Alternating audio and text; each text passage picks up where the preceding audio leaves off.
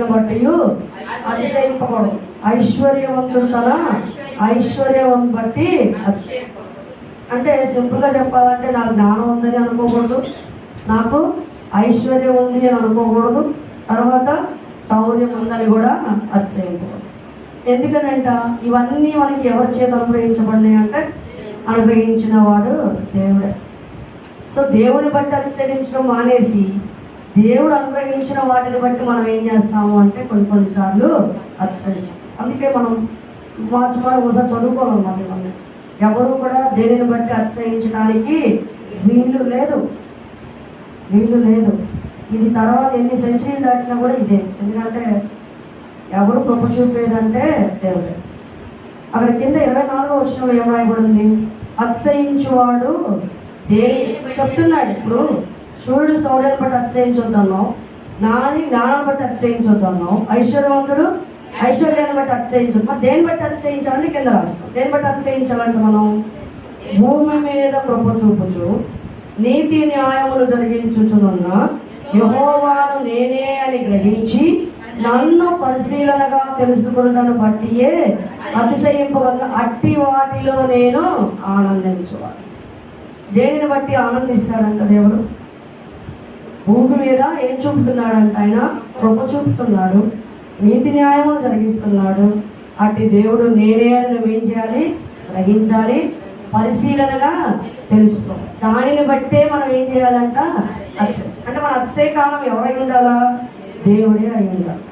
మనం ఎప్పుడు కూడా ఉత్తర ప్రత్యుత్తర కీర్తన 20వ కీర్తన ఎప్పుడు చదివిస్తాడు. దాంట్లో నాకు నచ్చినప్పుడు కొందరు రథములను బట్టి కొందరు గుర్రాలను బట్టి అతిశయిస్తారు. కానీ మనమైతే మన దేవుని అందే మనం అతిశయిస్తాం. మన అతిశయానికి కారణం ఎవరై ఉండాలా అంటే మన దేవుడే అయి ఉండాలి. మన కలిగిన దేనిని బట్టి కూడా మన అతిశయం అనేది ఉండకూడదు. దీనికి నాకు బెస్ట్ ఎగ్జాంపుల్ ఏం కనిపించింది అంటే ధనవంతుడు కనిపించాడు, తర్వాత యోగు కనిపించాడు. యోగు చాలా ఐశ్వర్యవంతుడు కదా. యోగు చాలా ఐశ్వర్యవంతుడు, ఎంతో ఐశ్వర్యం ఉంది. ఎంతో ఐశ్వర్యం ఉంటే దేవుడు ఏం చేశాడు? ఒక్కసారి సాతాను ఏమంది, ఈ నీతి భక్తి ఎంతవరకు ఉంటుందో నేను చూస్తాను, నాకు ఒక్కసారి అవకాశం అని అడిగింది. ఎవరి దగ్గరికి వెళ్ళి? దేవుని దగ్గరికే డైరెక్ట్గా వెళ్ళి ఆయన సంగతి ఏంటో నేను చూస్తాను. నువ్వు కంచేసేసి ఈయన నీతి మంత్రం చెప్పొద్దు నాకు, ఈయన నీతి ఎంతవరకు, ఈయన భక్తి ఎంతవరకు నేను చూస్తాను. అంటే ఈ కలిగిన దాన్ని బట్టి భక్తి చూపిస్తున్నాడా, ఆయన కులదాన్ని బట్టి భక్తి చూపిస్తున్నాడా, లేక ఏదైనా తీసేసినా కూడా భక్తి పరుడుగానే ఉంటాడా, నీతిని విడిచిపెట్టడా అని నాకు ఒక్కసారి ఛాన్స్ ఇవ్వని చెప్పాను. సరే దేవుడు ఏమన్నాడు? ఇచ్చేసాడు, పర్మిషన్ ఇచ్చాడు, పో నువ్వేమన్నా చెయ్యి. దేవుడు కూడా చూడాలనుకున్నాడు ఎంతవరకు మనము ఇచ్చి చూస్తాడంట దేవుడు, తీసేసి చూస్తాడంట దేవుడు. ఏంటంటే అది ఇచ్చి చూస్తాడంట, తర్వాత తీసేసి చూస్తాడు.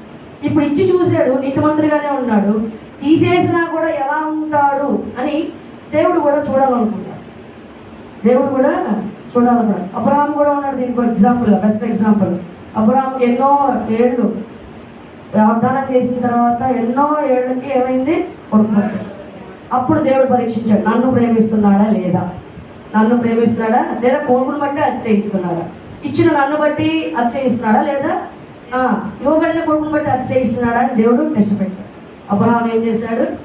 నాకెందుకు ప్రభువా, నువ్వు ఇచ్చింది నీకే, వృద్ధులను సైతము లేపుటకు సామర్థ్యం గలవాడని విశ్వసించాడంట అబ్రహాం. ఎంత మంచి స్టేట్మెంట్! విశ్వసించాడు, నాకు అవసరం లేదు ప్రభు, తీసేసుకో. యోగు కూడా ఏం చేశాడు? తనకు కలిగిన ప్రతి దానిని బట్టి భక్తిగానే ఉన్నాడు.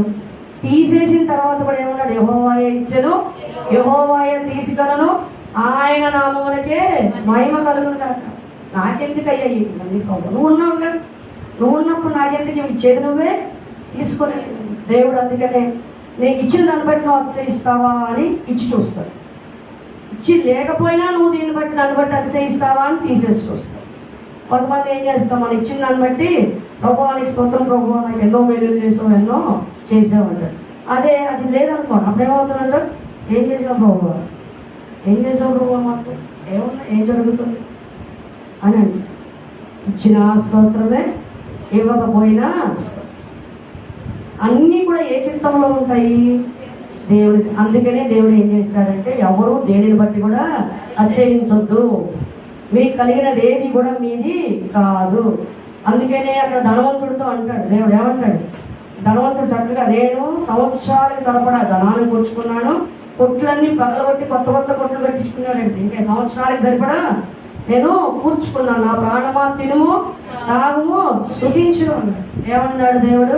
వెరిగాడా, ఈ రాత్రి నీ ప్రాణం, నీ ప్రాణం అడుగుతున్నాడు అంటే అర్థమైంది. ప్రాణం కూడా మళ్ళీ కాదు, ప్రాణం కూడా అది దేవుడు అనుగ్రహించిన వరం.